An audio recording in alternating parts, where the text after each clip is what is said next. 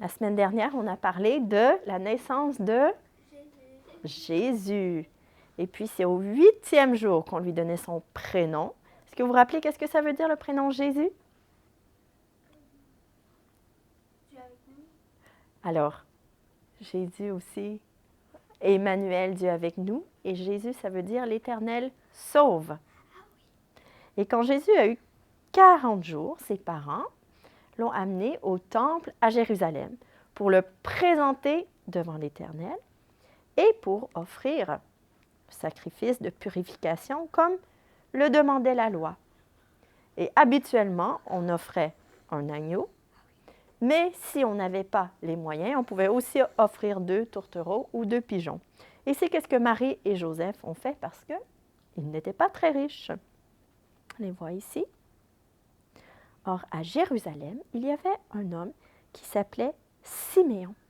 Et lui, il aimait le Seigneur, il servait le Seigneur, il attendait la libération d'Israël et l'Esprit de Dieu était sur lui.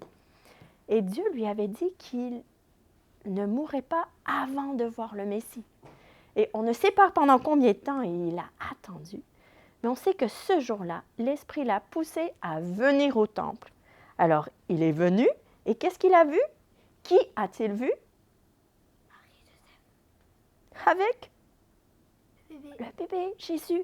Il a pris dans ses bras, et puis il a béni l'Éternel. Il a dit, est-ce que tu veux le lire pour nous, Liam?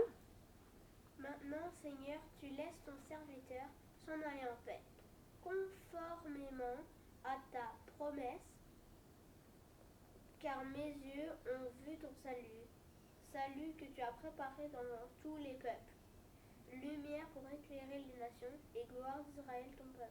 Pourquoi il y a 31, 32? C'est les versets. Et puis Marie et Joseph, ils étaient émerveillés d'entendre qu'est-ce que Siméon disait. Siméon, il reconnaissait que Jésus était le Sauveur, qu'il était le Sauveur d'Israël et de tous les peuples. Et Siméon, il a aussi béni les parents et il a dit, cet enfant, il va révéler le cœur de beaucoup. Alors, il y en a beaucoup qui vont le rejeter et il y en a d'autres qui vont reconnaître qui il est, qui vont être relevés. Et que ce rejet, ça va causer beaucoup de peine à Marie.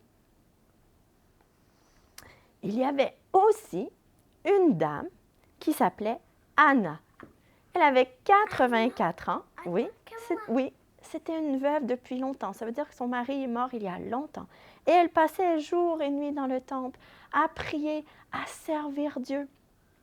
Et puis elle a vu aussi Jésus. Elle s'est approchée. Et quand elle a vu, mais elle ne pouvait s'empêcher d'adorer Dieu, de lui dire publiquement merci d'avoir envoyé le Messie et de dire à tous ceux qui étaient autour, qui attendaient aussi le Messie, de leur dire voici Jésus, c'est lui le libérateur, c'est lui le Messie.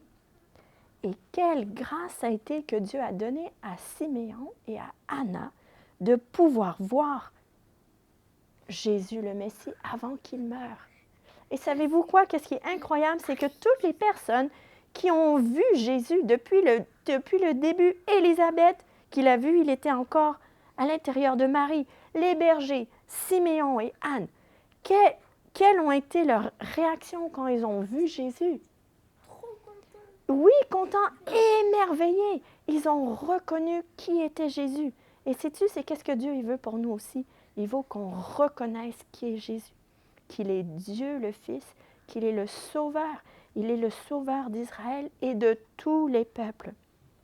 Et après ça, Marie et Joseph, ils sont repartis du temple. Éventuellement, ils sont retournés chez eux à Nazareth parce qu'avant, ils ont dû faire un petit détour en Égypte parce que le roi Hérode voulait tuer Jésus.